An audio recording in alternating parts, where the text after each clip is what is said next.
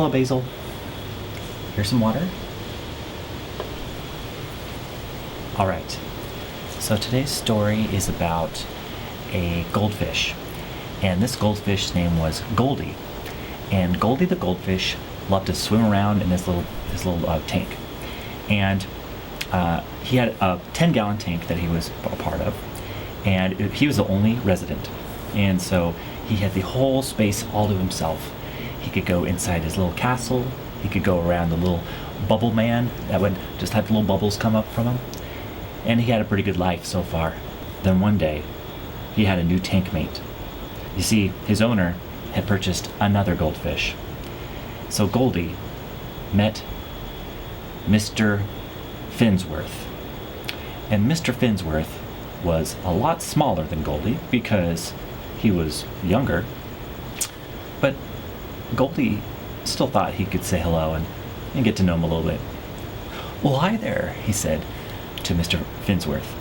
And Mr. Finsworth looked at him with disgust. "What do you want?" he said.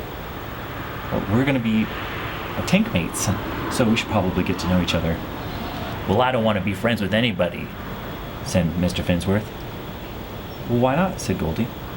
"Well, I came from the pet store, and let me tell you something. You don't want to be around those other fish." Well, Goldie never remembered what it was like at a pet store because it was too long ago. But he just thought that Mr. Finsworth just needed some time to adjust, so he gave him some time. The day passed. Mr. Finsworth was still a little grumpy, so he waited, and then he waited.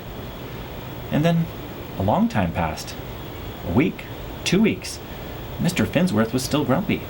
Every time Goldie would come up to say hello, Mr. Finsworth would swim away and go somewhere else. Well, Goldie had a plan. "Hey, Mr. Finsworth, I have a special secret for you. You see those little bubbles come up? Do you see the Mr. Bubble Man over there in the corner?" "What about him?" said Mr. Finsworth. "Well, all those little bubbles, they're actually flavored." "You're kidding me." "Yeah, taste it." So Mr. Finsworth went over to the bubbles. He tried it. "Doesn't taste like anything. It tastes like air." "Yes, but isn't air delicious? It's great as a little treat. I mean, we get air from the water, but it's like a big bowl of ice cream." "I don't even know what you're talking about," said Mr. Finsworth. "Look, why don't you just stay in your side of the tank and I'll stay in mine, and that's that." Goldie was pretty sad at this point. "Oh, am I ever going to make friends with Mr. Finsworth? What'll I do?" Then it was feeding time, so the food came right above them and landed on the top of the water. Goldie swam right up, and Mr. Finsworth came and swiped all the food.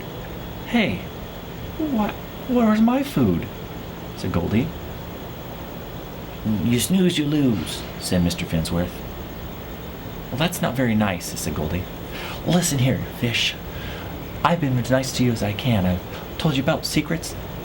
I told you about wonderful things. I keep just saying hello, and you're never nice to me. Why not?" Well, Mr. Finsworth didn't know what to say to this. He'd only seen Goldie just kind of normal and happy, and now all of a sudden he had as much passion as Mr. Finsworth himself. Well, I didn't know that you had it in you, Goldie." "What are you talking about?" said Goldie. Mr. Finsworth smiled. "Well, I mean, I always thought you were just being so fake. You know, like, you can't be nice to me all the time. I thought we'd better get to know the real each other, you know, and you're just always so nice, and I just wondered if you'd ever say anything mean ever in your life." "Well, I don't like to be mean," said Goldie, "but why don't you just have a conversation with me?" So Mr. Finsworth cracked another smile. "All right, how about you and I go taste some of that delicious air?" Goldie smiled. "I knew you'd like it." And they went off together, and they were friends. The end. Well, I hope you like that story, and I hope you get a chance to make friends with your plant buddies here. Good night.